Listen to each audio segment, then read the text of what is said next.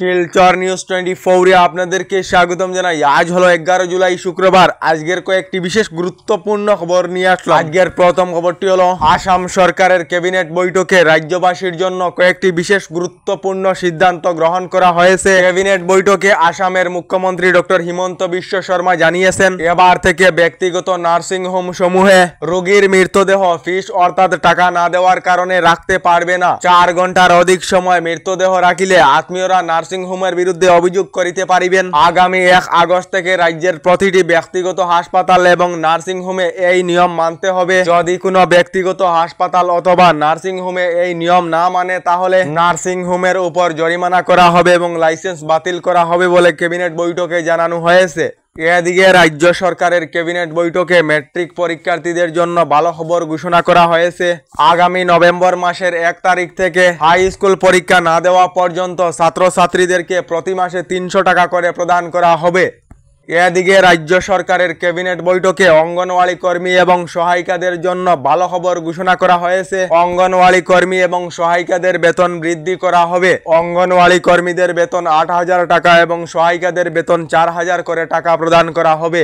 আগামী 1 অক্টোবর থেকে অঙ্গনওয়াড়ি কর্মীদের বেতন বৃদ্ধি করা হবে বলে ক্যাবিনেট বৈঠকে সিদ্ধান্ত গ্রহণ করা হয়েছে। তার সঙ্গে আসামের যে সকল গাঁওবুড়া অর্থাৎ গ্রাম প্রধান রয়েছেন, গ্রাম প্রধানদের বেতন 9,000 টাকা থেকে 14,000 টাকা পর্যন্ত বৃদ্ধি করা হবে। রাজ্য সরকারের ক্যাবিনেট বৈঠকে এই সিদ্ধান্ত গ্রহণ করা হয়েছে। তার সঙ্গে রাজ্য সরকারের ক্যাবিনেট বৈঠকে রাজ্যের উদাসীন ভগতদের জন্য ভালো খবর ঘোষণা করা হয়েছে। রাজ্যের উদাসীন ভগতদেরকে প্রতি মাসে রাজ্য সরকার থেকে 1500 টাকা করে প্রদান করা হবে বলে ক্যাবিনেট বৈঠকে সিদ্ধান্ত গ্রহণ করা হয়েছে। এদিকে আসাম সহ 6 রাজ্যের জন্য বন্যা পরিস্থিতি এবং দুর্যোগ ব্যবস্থাপনার জন্য কেন্দ্রীয় সরকার থেকে আর্থিক সাহায্য প্রদান করা হয়েছে। আসামের বন্যা পরিস্থিতির জন্য 375 কোটি টাকা প্রদান করা হয়েছে। তার সঙ্গে মণিপুর, মেঘালয়, উত্তরাখণ্ড এবং কেরালা ও মিজোরাম রাজ্যের জন্য কেন্দ্রীয় সরকার থেকে মোট 1066 কোটি টাকা বন্যা সাহায্য প্রদান করা হয়েছে।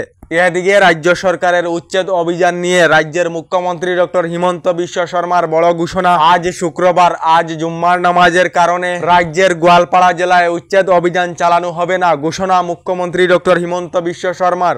এদিকে আমসুর মতো সংগঠনে অসমিয়াদেরকে ব্ল্যাকমেল করে লাভ নেই। বিজেপি সরকার এবং হিমন্ত বিশ্ব শর্মায় ভয় পায় না। রাজ্যে উচ্ছেদ অভিযান চলিয়াছে এবং চলতেই থাকবে বলে জানিয়েছেন মুখ্যমন্ত্রী ডক্টর হিমন্ত বিশ্ব শর্মা।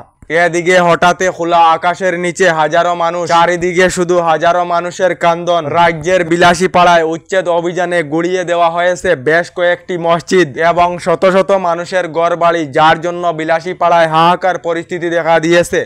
এদিকে এই চলিত বছরে রাজ্যের চা বাগিচার অঞ্চল সমূহে নতুন করে স্থাপন করা হবে 80 খান আদর্শ বিদ্যালয়। প্রতিটি বিদ্যালয়তে 8 জন করে স্নাতক শিক্ষক থাকিবেন বলে ঘোষণা মুখ্যমন্ত্রী ডক্টর হিমন্ত বিশ্ব শর্মার।